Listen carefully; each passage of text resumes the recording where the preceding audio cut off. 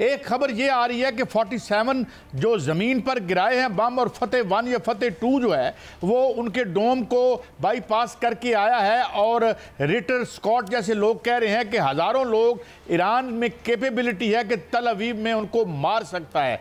तो क्या ये किस कीमत पे जंग करेगा नेतन्याहू अपनी गवर्नमेंट बचाने के लिए? ये कैन ही ये इस लॉस को वो भी समझे बेयर कर सकता है?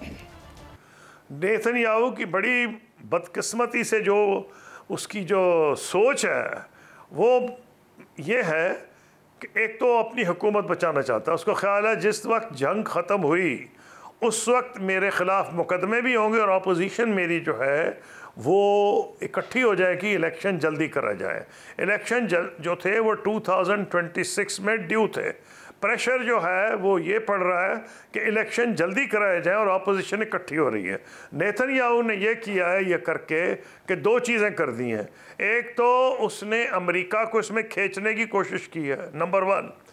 नंबर 2 वो ये कर रहा है कि जो उसको पता है जिस दिन जंग बंद हुई उसी दिन बैनुल-अक़वामी बरादरी बशमूल यूरोप के बहुत से ममालिक कहेंगे कि फ़ौरन अब 2 स्टेट सलूशन आना चाहिए जिसमें फ़लस्तीन की रियासत अलहदा हो।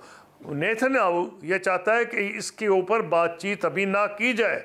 हालांकि वो दिमाग में उसके अगर हो भी कि अल्टीमेटली ट्रंप भी आ गए तो क्या करेंगे, वो क्या सारे अरबों से जंग कर लेंगे, सऊदी अरब से, UAE से, कतर से, जहां उनके बहुत से मफादात हैं।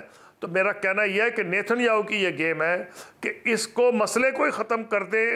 इस जो अंडर डिस्कशन आएगा अगर आज जंग बंद हुई लेकिन सर तो कल शुरू हो जाएगी। देखा जा रहा है कि नेतन्याहू जो है वो इसको सिर्फ सियासी नहीं नजरियाती भी इस मामले को ले रहा है, क्योंकि ग्रेटर इसराइल का जो मंसूबा है वो उसकी तकमील होने जा रही है। उस तरफ जो है वो इसराइल चल पड़ा है, जो कि नील से लेकर फरात तक या फरात से नील तक, करबला से लेकर सऊदी अरब तक, ये सारे नक्शे सामने आ रहे हैं।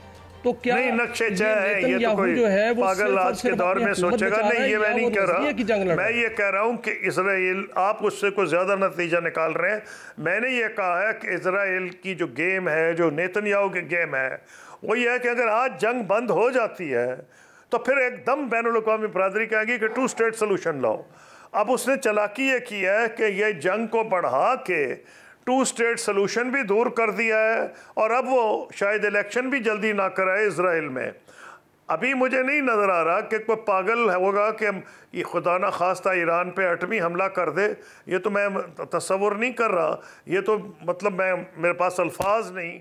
कसूरी साहब, मैं एक खबर देना चाहता हूँ आपको जो रिसेंटली अभी आई है, शायद आपने ना देखी हो। इजराइल ने ऑफिशियली कंफर्म किया है कि उसकी जो कई बेसिस हैं वो डैमेज हुई हैं इन मिसाइल अटैक्स से। ये अब कंफर्म खबर आ रही है। तो क्या इसका ये इफेक्टिविटी है? और ये जो कहा जा रहा है कि अगर वो ऑल आउट अटैक करता है तो Iran is capable of destroying all it's basis, कि वापस उसके जहाज उतर ही ना सकें। ये है कोई ऐसी बात या कहानी है? नहीं, इससे ज्यादा खतरनाक है जहाज उसके उतर जाएंगे, इसको छोड़ें। खतरा उसको यह है कि ईरान के पास कैपेसिटी है कि अगर उसने उसके ऐसे ठिकानों को हमला किया जो आबादी के इलाके में है तो मास कैजुअल्टीज होंगी इसराइल में। वो उसके लिए बर्दाश्त करना मुश्किल होगा, एक छोटा मुल्क है। तो इसलिए ख़तरा यही है जिस वजह से मैं कह रहा था कि मुझे इज्जत आसान नहीं ईरान के लिए। हाँ, डराना धमकाना एक बात है, लेकिन मुझे जो ख़तरा है कि अमेरिका का राइट विंग मैंने देखा है, लेकिन जो उनके कई राइट विंग के लोग हैं, मसलन आज ही मैं फ्रीडमैन का पढ़ रहा था, वो ये एडवोकेट कर रहे हैं कि इसराइल को आगे नहीं जाना चाहिए इससे जो वो चला गया है, क्योंकि उनको ये ख़तरा है कि इसके नतीजे में उन क़ुव्वतों को फ़ायदा होगा जो ईरान की मुखालिफ है। आज जो आपको जंग नज़र आ रही है ना, बड़ा आसान होता है अपनी फ़ौजें भेज देना। इसराइल ने लबनान में कई मरतबा फ़ौजें भेजी हैं। पहली बार 1976 में भेजी हैं, 82 में भेजी हैं, फिर उन्होंने जब भेजी हैं, फ़ौज भेजना आसान है, इराक़ ने भी फ़ौज भेज दी थी अमेरिका ने, निकालना बड़ा मुश्किल होता। और बड़ी कैजुअल्टीज़ हुई थी जब इसने इसराइल ने अपनी फ़ौजें वापस की हैं। इसलिए अमेरिका ये कोशिश करेगा दरपर्दा, लेकिन अमेरिका को भी ये तकलीफ़ हो रही है क्योंकि जो हार्ड लाइन सपोर्टर्स हैं इसराइल के, वो अमेरिका पर प्रेशर डाल रहे हैं। अच्छा, आपके लिए मौका अच्छा है कि आप इसराइल का इसका तिया पाचा करें तेहरान के न्यूक्लियर प्रोग्राम का। एक और मैं बहुत अहम बात आपसे, कुछ दिन पहले पुतिन ने एक स्टेटमेंट दी थी कि शी विल यानी Russia will arm the proxies, Iran proxies to the teeth, वो उसको जो यूक्रेन के पस मंजर में कह रहा था।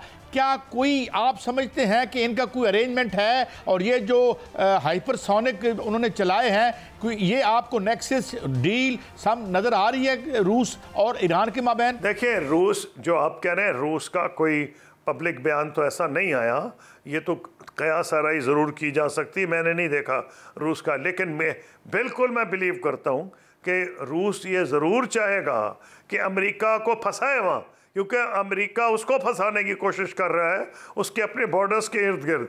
बिल्कुल ये पॉसिबल है। जहाँ तक हाइपरसोनिक मिसाइल है, वो हाइपरसोनिक मिसाइल्स ही इनके कुछ मेरा ख्याल है वहाँ पहुँचे। उसकी वजह यह है उसकी स्पीड है 5 times the speed of sound, और उसके लिए इन्होंने रिवर्स इंजीनियरिंग काफ़ी की है और उसके लिए लाइट फ्रेम्स बनाए हैं अपनी मिसाइल्स के। मुझे पता है कि रिवर्स इंजीनियरिंग से बहुत कुछ हो सकता है, पाकिस्तान ने भी बहुत कुछ किया रिवर्स इंजीनियरिंग से, और जो आप कह रहे हैं वो मैं मुमकिनात में समझता हूँ, क्योंकि रूस के मफाद में है कि वो ये ना चाहे कि अमेरिका आसानी से यहाँ निकल जाए। तो ये तो क़यास आ रही की हद तक तो मैं मानता हूँ, लेकिन रूस ने ऐसा बयान मेरी नज़र से नहीं गुजरा।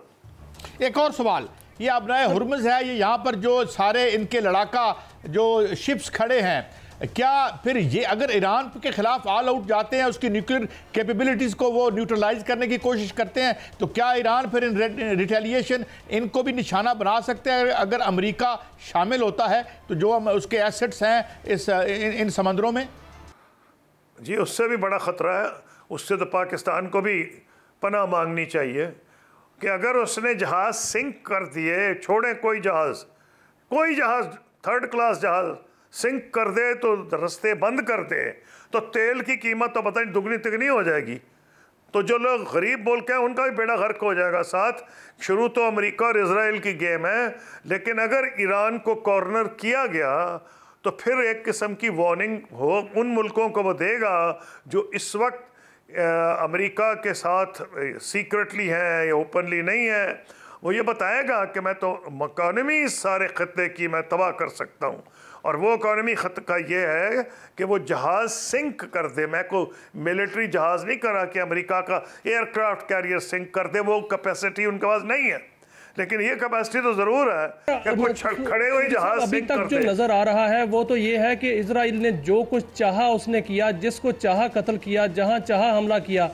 मुस्लिम वर्ल्ड को क्या करना चाहिए? मुस्लिम वर्ल्ड खामोश नज़र आ रही है सर।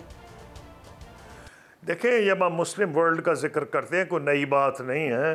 मैंने तो कई OIC की कॉन्फ्रेंसेस अटेंड की हैं। मुस्लिम वर्ल्ड कोई एक नहीं है, आपस में डिवाइडेड है और डिवीजन्स हैं इंटरेस्ट के हिसाब से। अब आजकल इकोनॉमिक इंटरेस्ट है हिंदुस्तान के, मसलन सऊदी अरब, UAE और बहुत से मुस्लिम ममालिक के साथ बहुत अच्छे ताल्लुकात हैं। लोग अपने इकोनॉमिक इंटरेस्ट देखते हैं, कोई सिक्योरिटी इंटरेस्ट देख रहा होता है। और आप देखिए कि जो जहाँ तक इस मुस्लिम वर्ल्ड में एक और कॉन्ट्रडिक्शन है शिया सुन्नी की, और इतनी शायद अवाम में नहीं जितनी रास्ते इसको यूज़ कर रही हैं। तो अगर मुख्तलिफ़ किस्म के जो डिविजन्स हैं उसकी वजह से, ये मैं अब ज़्यादा नहीं कहना चाह रहा क्योंकि मेरी बातों का कुछ नतीजा निकल सकता है, मैं नहीं इससे ज़्यादा कहना चाहता। एक काफ़ी डिविजन्स हैं इस मुस्लिम वर्ल्ड में जिसका पूरा फ़ायदा इजराइल उठा रहा है। कोई मुस्लिम वर्ल्ड एक एंटिटी नहीं है, तो आपस में बड़ी ज़्यादा डिविजन्स हैं। कसूरी साहब, आपने मैशत की तरफ इशारा किया, पहले ही पूरा दुनिया एक इकोनॉमिक विंटर में एंटर हो चुकी है। In case this war escalates, तो आप समझते हैं कि क्या हम 1930 वाले बुरान में वापस जा सकते हैं अगर इन्होंने रेस्ट्रेन शो ना की? जी हाँ, मैं समझता हूँ कि बहुत बड़ा ख़तरा है। अगर उन्होंने जहाज़ सिंक कर दिए, स्ट्रेट ऑफ हरमुज़ बंद कर दिया, या बहुत मुश्किल बना दी नकलो हरकत, क्योंकि एक तरफ तो बैठा हुआ है सदर्न पोर्ट के ऊपर ये हूती बैठे हैं यमन के अंदर, ऊपर से ईरान की जहाज़ वो मिसाइल्स हैं जो कि जहाज़ों को निशाना बना सकती हैं, और मैंने घड़ी घड़ी कह रहा हूँ, मैं अमेरिकन मिलिट्री जहाज़ों की नहीं बात कर रहा, क्योंकि उनके पास तो बड़ी कैपेसिटी है अपने को डिफेंड करने की और अटैकर को तबाह करने की। मैं बात कर रहा हूँ कोई जहाज़ सिंक कर दे, रास्ते बंद कर दे, तो दुनिया की मईशत पे बहुत सख्त मनफी असरात पड़ेंगे। ख़ास तौर पे जो गरीब ममालिक हैं उनको बहुत ज़्यादा नुकसान होगा, तेल की कीमत बढ़ेगी, उसका तो पाकिस्तान पे भी असर पड़ जाएगा। Khurshid Mahmood Kasuri sahab, it is always a great pleasure to have you on the show, because जिस तरीके सराहत से, वजाहत से आपने ये मंजर खींचा, लगता है और हम दुआ करते हैं कि ये जो नेतान्याहू और इस किस्म के लोग ये एडवेंचर्स कर रहे हैं ये ना करें, because it can plunge the whole जो प्लेनेट है इनटू अंदाज़ा नहीं कर सकते कि हम कितनी बड़ी दलदल में गिर सकते हैं। बहुत शुक्रिया आपका खुर्शीद महमूद कसूरी साहब।